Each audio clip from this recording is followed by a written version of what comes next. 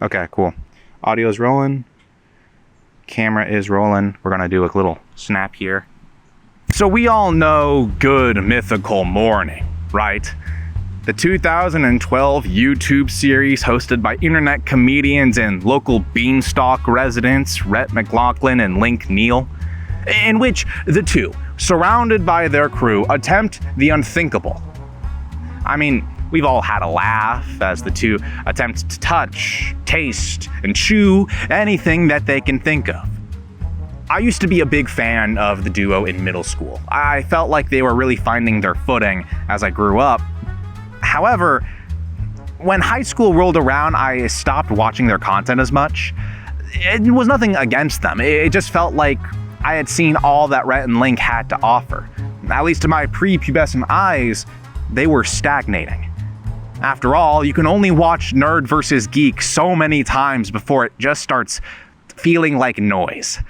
My perspective changed during my junior year of college, for two reasons. The first is my relationship with my partner, who had been a longtime fan of the series. And the second is that I had a living room with a TV in my apartment. A living room with a TV that could play YouTube. Rhett and Link weren't stagnating, far from it. They had daily uploads, employing a team of creatives that would eventually spin off into their own series, still associated with their brand. They had made a media empire out of safe and comfortable content. And middle school me can suck it. But say what you will about their show, it's not particularly daring. And that's fine, but I find a deep sadness in that. Now, I'm not claiming that Rhett and Link need to be more adventurous. I mean, they started making a living off of YouTube in the website's infancy, posting videos on their original channel since 2006. That alone is daring enough. But being someone's comfort channel and employer to dozens means that you have a reputation to uphold. A boisterous and at times weird reputation, but I digress. But in the summer of 2024, on the Rhett and Link channel, where the two had been posting their more out there content, they hosted the series Wonderhole. A never-before-seen set of videos exploring the world around them from a perspective of the two titular giants. It's a semi-scripted documentary. And even though this wasn't posted on the main Mythical channel, finances were still on the top of their mind. In a video posted on their channel, Rhett explains that it doesn't make a lot of financial sense if we're being honest, because we're definitely going to spend more money on this than we're gonna make. But we see it as an investment in ourselves, in our creative ideas, in our team. And we also see it as an investment in this platform, in YouTube, because we believe that YouTube is a place where we can make the thing that we want to make for the audience that wants to see it. Yeah. In 2016, we've seen a push of YouTubers making it to the big screen. But what's interesting about this series is that it tries to take that high-level content and keep it on the website. They've already made a push to replicate daytime TV, but now, with this coveted mini-series, Rhett and Link could make one of the most prolific social media platforms on the planet an even bigger juggernaut. Which raises the question, did it work? Let's talk about that. But before we do that, let's start laying down some ground rules. 1, we're going to be exploring these episodes one at a time. There's a total of 6, and this episode's only going to be covering 3. Rule number 2, there's 2 seasons of Wonderhole. The season's only covering the first one. The series is only covering the first one. If you guys want me to cover the second season, I will, but there's so much content. I guess calling it content is kind of disingenuous to the series, but when you're writing thousands of words of analysis per episode, it starts to feel that way. Rule number 3, there's not really a third rule. Preferably don't throw rocks at me. There's some youths throwing rocks at me earlier, so don't do that. This series begins as Rhett and Link literally start recording, trying to hype up the first words of the series. Well, Link is, at least. Rhett seems more indifferent and natural. This is a theme throughout the season, especially in this first episode. The concept behind this episode being simulacrum. a representation of imitation of a person or thing. As Rhett and Link decide whether to film themselves taking a first-class flight, they instead build a first-class flight experience in their own studio, having a fake pilot, David, and a faux flight attendant, Annie. More on them later. The two board the plane and relish in their abundance of space, at least as far as planes go. Link notes that their space is incredibly packed, only impressive in the context of a plane. We then see Annie bring out champagne for the two, which Link immediately chugs the whole thing, like a baller, making it abundantly clear that he doesn't belong in first class, only being present because It's a simulation. It's simulated, man. Right. I'll take another. this contrasts with Rhett's cooler demeanor, but we see later in this episode that this is emblematic of a deeper sense of not belonging. The idea of simulation is furthered, as Rhett and Link close one eye to see only the outside of the plane, focusing on the convincing plane wall and avoiding the camera crew. While doing this, the two discuss why people watch this style of content, eventually settling on people wanting to watch and experience what they can't have. This is interrupted by the intercom. From the flight deck, I'd like to welcome you on board Mythic Air Flight 130. A strange amount of time is spent with the pilot, further muddying the line between simulation and reality. And this will also be important later. Link is further cemented as this episode's punching bag as Annie returns with various requests and demands targeted towards him, including having to eat his meal with 2 spoons and having to pick up a rotisserie chicken on the ride home. You been talking to my wife? Now, this is played off as a joke, but I think it tells the audience more than it lets on. Pitting Link against the simulation itself, and doing so, pitting him against himself. To say this will become a common theme of the series will be the understatement of the century. Only second to saying that their My Favorite Pillow song is embedded itself in my brain. How did they do that? How did they record the entire thing backwards? Then it's time for dinner, and Rhett is actively convincing Link not to look at the reality of his food, referring to fish eggs as caviar and cow cheek as beef, reflecting on how we often separate ourselves from reality and our actions, especially with our consumption of animals. Except chicken, and sometimes ducks for some reason. Maybe it's a bird thing. The dinner scene also has what I consider the most telling scene in the episode. Before Rhett films himself eating, he asks Link to tell him that he deserves it, and that he likes it. After all, they're in a first-class flight, something reserved for the highest echelon of society, and as YouTubers, an infinitely cool and fun profession to tell people about. It seems impossible. Yes, Grandma, I make videos on the internet. No, I keep my clothes on. The two eventually get ready for bed, being cramped in the bathroom, further showing the lack of space. Or that they're just huge people. But also, where is this bathroom? We never see them walking in or out of it. Is it like in the plane, or do they just walk to the bathroom in their studio? I have so many questions. As they return to their bedroom.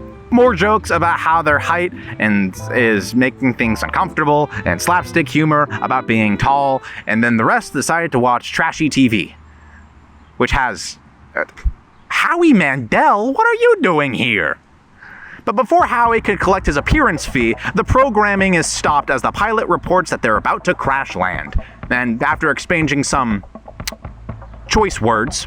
Actually, your balls are hanging out right now! The plane crashes, and we cut to 3 years later. The rest of the video is a nature documentary covering the lives of 2 washed-up YouTubers who continue to live in the simulation, narrated by Reese Darby. This is where the true crux of the episode kicks into gear as Rhett discovers a fully sealed jar of peanut butter, leading to the question, who gets the first perfect bite? A question that nearly tears a rift in their friendship, which has miraculously survived 3 years of island life. This leads to the two visiting their simulation of the US healthcare system, Dr. Coca, who is a stick with a coconut on it. This concludes as the two sing a song about eating peanut butter from leaves so they both get that perfect bite of their own, coming to a mutual understanding as peanut butter boys and having sex with a bush, which I wouldn't recommend. Their joyous solution is so impactful that it distracts them from an actual plane flying overhead, being content and happy in a simulation, making a real effort to escape back into the real world obsolete, and concluding the first episode of Wonderhole. So, what was that? Well, it was a dissection of the simulations we put ourselves in. Whether it's the explicit ways that Link doesn't fit in, or the more implicit coaxing Rhett needs to feel that he belongs in a space of affluence, we see that both men don't feel comfortable in the simulation. Just as we may not feel comfortable in the social rituals we find ourselves in, jobs, or even hobby spaces. I couldn't count the number of times that I've felt strange and unworthy of a place.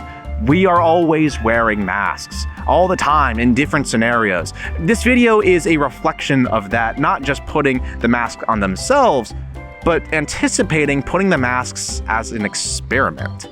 But what about the masks that we choose to keep? This is why the second half of the episode is so interesting to me, as it tackles identity in a way that only two vintage YouTubers could.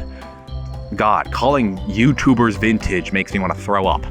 As soon as the two are put in a completely new situation, they cling to what they know, and what they've been doing for 20 odd years. Yeah, I mean, that would be making videos. More than a gag, it's a reflection of how the two view themselves, and how they expect others to view them. This idea of masks and simulacra is further played into by the inclusion of David from Air Force Proud 95. We see so much of his faux cockpit because this is what would be important in a real flight. This is what the story would be about if this was real. This focus helps us break down the walls between reality and the simulations that comprise it. After all, he is a man who has built a channel out of flight simulators, a replica of reality used to train people in the real world. This blending of what is true and what is illusory also sells the crash landing so well, even if inherently it's ridiculous. This twist also cements the style that Wonderhole calls its own, with a ridiculous switch up halfway through the episode that lets Rhett and Link flex their creative chops more than simple YouTube-style content earlier in the episode. And I would personally love to do this myself, but well, this was going to be the twist, that I was outside on the beach, or what we have in the Midwest that can be considered a beach, but it's kind of windy, and the backdrop we had kind of fell through. The moral of the story is that nature sucks. I digress. I personally love this style because it showcases their team's talent. These shots are unironically beautiful, and they only get better throughout the season, with a personal highlight coming from the next episode. Additionally, this episode showcases its use of celebrity cameos. While this could cynically be framed as just the use of wealth to boost name recognition, I think it's an important marketing tool and thematic device. Obviously, having those big names could draw in attention, but their brief appearances also seem purposefully hidden, bringing the stars to Rhett and Link's personal brand of weirdness. On the flip side of this, Annie's inclusion in this episode as someone who has played similar roles in shows such as Mad Men and Dexter shows a very particular frame of masculinity. As jaded as it may be, it also reflects how Rhett and Link fit into celebrity culture, or rather, how they don't. We see these leading men commit acts of machismo so much that we've become desensitized to it. So having Rhett and Link so close to these celebrities and what we can expect of those successful men, and then of course flipping it on its head, further cements the series as something uniquely them. So we've seen Rhett and Link tackle their reliance on on-screen identities, but what about their connection to each other?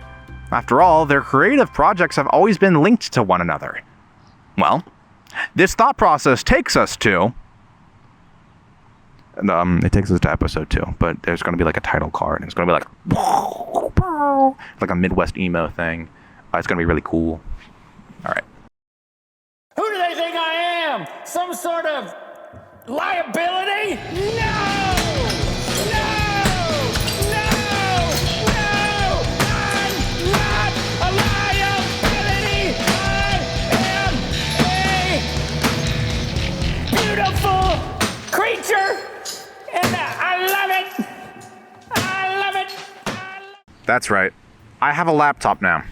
This is because of the themes of the second episode, and not because the cameraman that I just kind of recruited day of got tired, because we've been out here for an hour.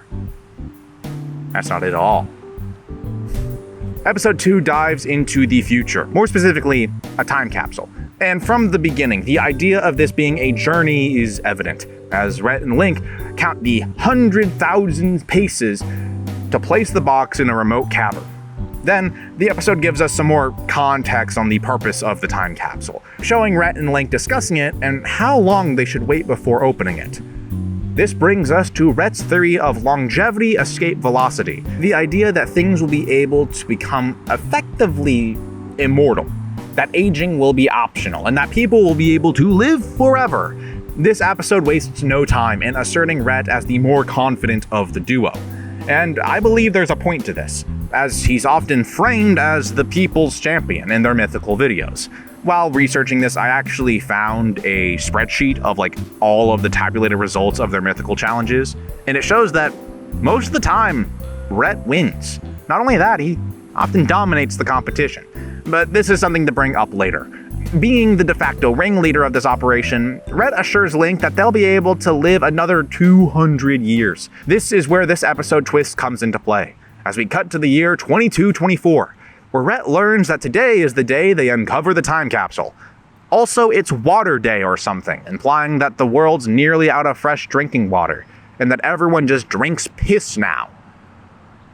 Which I also wouldn't recommend. In this scene, it's shown that Rhett and Link live alone, without their families, trapped in their little metal cube that's got a reek of piss. We cut back to the burying of the first clue, right at their own office. The two write a poem as the clue to refer to a timeless profession: shoe repair. This reflects the episode's themes of immortality, as our need for shoes, despite the advent of mechanical feet, alludes to our habits as a species and our vanity when it comes to designer shoes. Thus, we return to the future, where the two have to shove unusual looking memory erasers to make the scavenger hunt feel more real, not knowing the clues or what's in the box. Of course, the two are then told the location of the first envelope by Alexa Jr., whose existence is related to the timeless nature of this world, saying that even machines eventually die, being replaced by newer models that are treated like children. It seems in this world that everything has been replaced, except the two of them. The two run into a tech whiz who is set up shop by the old studio. I personally call this person a technomancer because it sounds really cool, but whatever. Regardless of what you call them, they refer to the two as timeless, which is almost seen as a derogatory term for those who sought immortality. But they continue, paying on an exorbitant amount of credits through a strange practice to use the space. However, they end up finding the clue, continuing to the shoe repair store. Although Link assumes the clue refers to a strip club, furthering the previously established dominance of Rhett as a ringleader and Link as the comic relief. Back in the present, the two commission the actual shoe repair store owner to hold their clue for them. This isn't an actor, he's just a guy. He miraculously agrees to hold on to the clue and the chest held in the back, assuming that the two will hold their promise and return 200 years in the future, continuing to construct their scavenger hunt. Jumping back to the future, Rhett and Link have found Sans descendant, working in the same shoe repair shop that his great-great-great-great-grandfather did.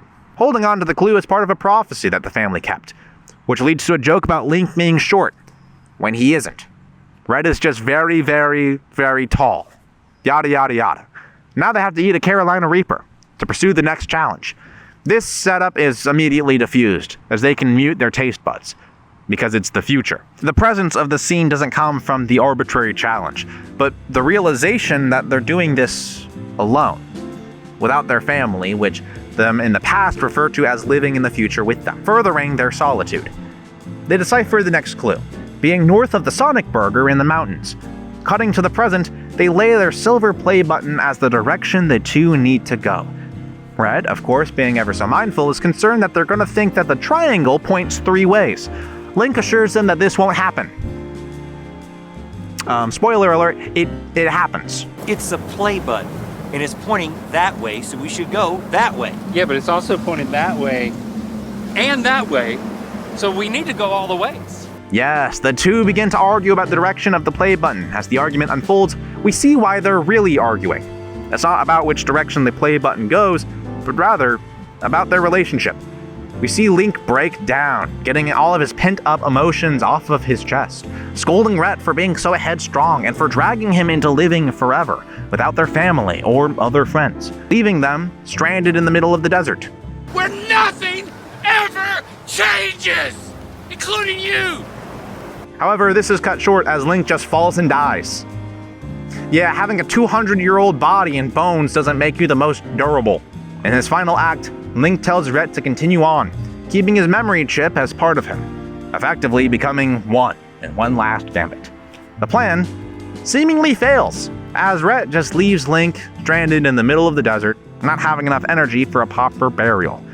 Now, is this scene on the nose? Of course it is, but I kinda love it.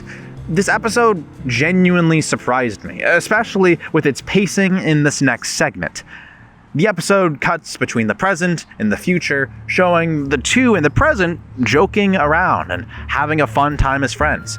As in the future, Rhett takes this silly task and turns it into his whole purpose of living, walking alone in the reality of his final journey. Eventually, Rhett does find the box, just as Link's consciousness turns back on. But they don't seem to have much time, as Rhett is burning up, holding two consciousnesses in one body. Then it's revealed in a twist that's more surprising to the characters than its audience, that the box is empty. It was never about finding some buried treasure. The gift was the time they spent together. But their mental decline was so severe that the two had forgotten the importance of enjoying the journey. In trying to find the time capsule, they had lost themselves. Rhett barely makes it back to their old office, where the cyberpunk technomancer gives Rhett a choice: to either pull Link's consciousness, killing him forever, or save both of their consciousness on a hard drive. While Link tells Rhett to keep going, we know what's going to happen as soon as the options are presented. Rhett ejects both of their consciousnesses, leaving the two to live forever in obscurity, having only each other, refusing to sacrifice one another to live freely. The episode ends as Rhett and Link explain the purpose of the box, pulling us back to the beginning of the episode, and leaving the box in the future, with all they have left. Wonderhole's second episode dives into the themes of immortality and purpose. Just as the people of Old Burbank have changed, leaving Rhett and Link isolated, the concept of immortality has left the two without a purpose, solely relying on the time capsule and one another. This loss of purpose is shown in the setting of Old Burbank, shrouded in perfect darkness as the moon's rotation had literally been stopped from the construction of an old moon base IKEA. The moon, which is responsible for the tides, is now seemingly obsolete. Things that we deem as timeless will fade in purpose, becoming maddening imitations of themselves. Even Alexa has changed into becoming an ancient ancestor of a newer model. Without purpose, Rhett and Link solely live for one another in uncovering the time capsule, which makes Rhett's actions at the end of the episode seem far more justified. However, Rhett is not the hero here in this story. In refusing to sacrifice his reason for living, he has doomed both of them to live a maddening existence without any stimulation. This is a fitting punishment for those wanting to seek immortality, a life without stimulus, living in name alone. This reflects reality, as the feeling of inevitable obsolescence surrounds us. Things we rely on, whether it be buildings, vehicles, or institutions, will fade and warp. Only through their end can their purpose be defined. Without retrospective, there is no perspective. Even Rhett and Link's fame fades, as they have acquired wealth, but no one knows who they are. I hold this episode in high regard, both as a tribute to cyberpunk aesthetics, which is largely thanks to Neotropolis, which is where most of the futuristic scenes were shot, as well as a reflection of their minds and fears. A fear of obsolescence, that they will lose everything that they have worked tirelessly to achieve as the years wear them down. Everything must end. Every person, every empire, no matter how big or grand it's become. I'm looking at you, mythical kitchen. Ooh, you're gonna die one day. You're gonna die. Better get your last meals ready. That's a series that they do. I know it because I watch it. And that my college's doctorate alum was hosted on there. Who was it? You'll never know. Ooh.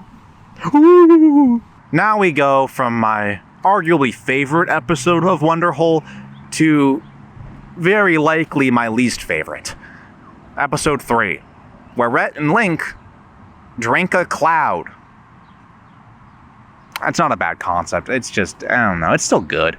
Personally, I find the pacing of this episode the least engaging, and the twist of the episode felt by far the most tame. Regardless, I do like the messaging of the story, so let's dive into it. Speaking of diving, the episode begins with Rhett and Link trying to skydive into a cloud, which has been spurred on by a flashback of them as children, wanting to find a way to drink a cloud. These flashbacks serve as this episode's gimmick, and they do a fine job at explaining their goal, and the implementation of it being a childhood dream is engaging, but it also felt the most shallow. The two prepare to jump, and when Link tells their instructor to aim for the clouds, it turns out that that's illegal, meaning we just kind of get footage of Rhett and Link reacting to skydiving.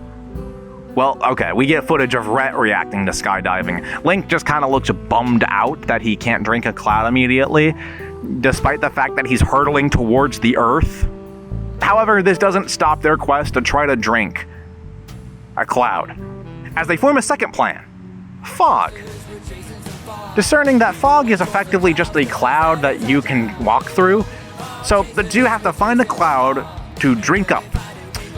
Considering that this was filmed in the mountains of California, this is a walk in the park, and leads to Rhett and Link sauntering down the road, eventually driving, to drink as much fog as they can, throwing their dignity, and eventually safety, away to achieve this childhood dream. However, this is when Rhett discovers that fog and clouds are the same in every way, except for altitude. This causes the two to consider their goal to be unfulfilled, leading to the question, how will they be able to drink something so high? We cut back to the flashback. And now, one thing I will give these sequences is that they are incredibly charming. The child actors do a great job encapsulating Rhett and Link's mannerisms and their dialogue, and the sequences are fun to watch, even if they are a bit simplistic.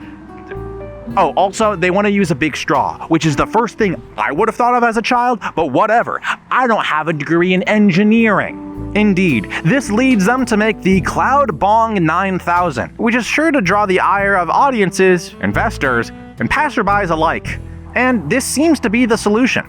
They're drinking from an elevation of 50 feet above the ground, which fulfills their requirements of cloudness, but still it's all for naught, because the act of them drinking it brings the liquid down, effectively making it rain.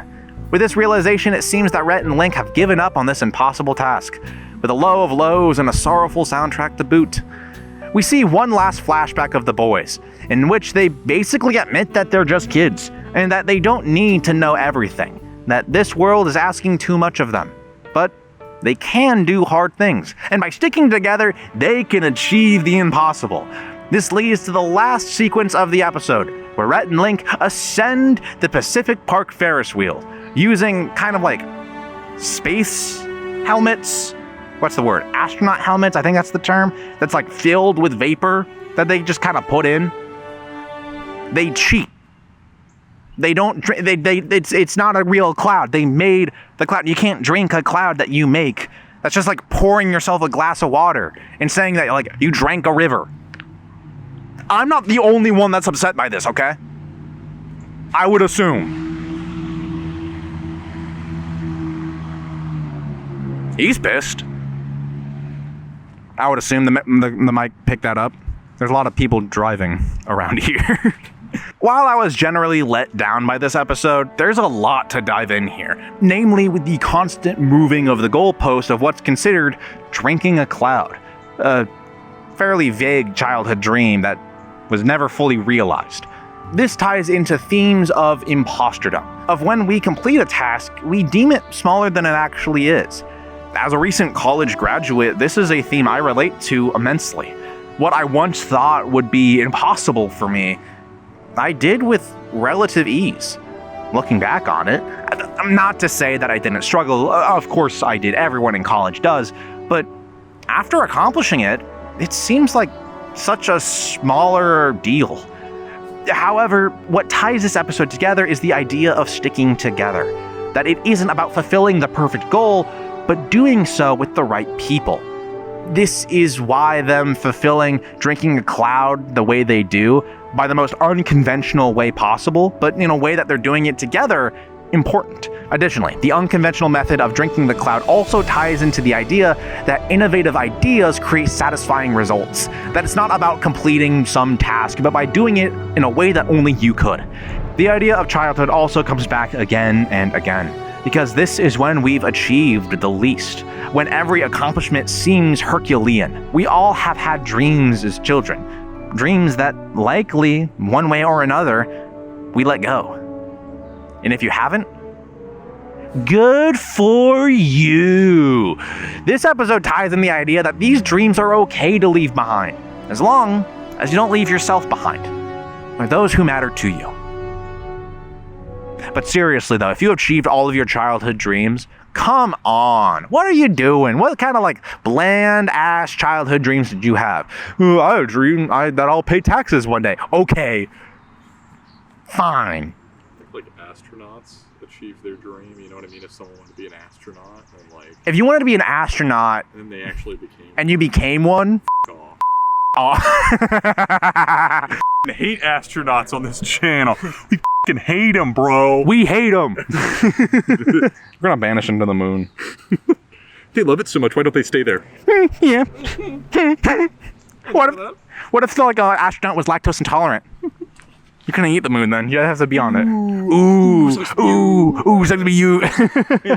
So those were the first 3 episodes of Rhett and Link's Wonderhole. This series has genuinely fascinated me and was a huge inspiration for working on these videos. Their blending of traditional YouTube content with more introspective film creates an interesting storytelling medium that I haven't seen done to this degree yet. This series is delightfully different, but I barely see anyone talking about it. For the amount of clout that Rhett and Link have acquired over the years, it's bizarre to me how something of this caliber is still buried underneath their other work, and that the conversation surrounding this series also seems sparse. I mean, while researching this episode, I could only find like one person making videos about Wonderhole, which is nuts. These are the same guys that made Nerd vs. Geek. They were in epic rap battles of history. Does that mean nothing to you people? Twice! I think they were in that twice. At least. If you've made it to the end of the episode, consider liking it and hyping it if you're on mobile. Whatever the hell that is. Next, we're going to be diving into the next 3 episodes of Wonderhole's first season. And if you thought that there was a lot to unpack here, you haven't seen anything yet, as these are some of the most bizarre episodes I can possibly imagine. And if that sounds like something that you won't want to miss, consider subscribing and putting on notifications. So that's going to be it for me today. I think I heard a groundhog around here, and I'm going to make that bastard look at his own shadow, because I'm getting really sweaty, and having another winter seems really cool. I have no idea how crops work.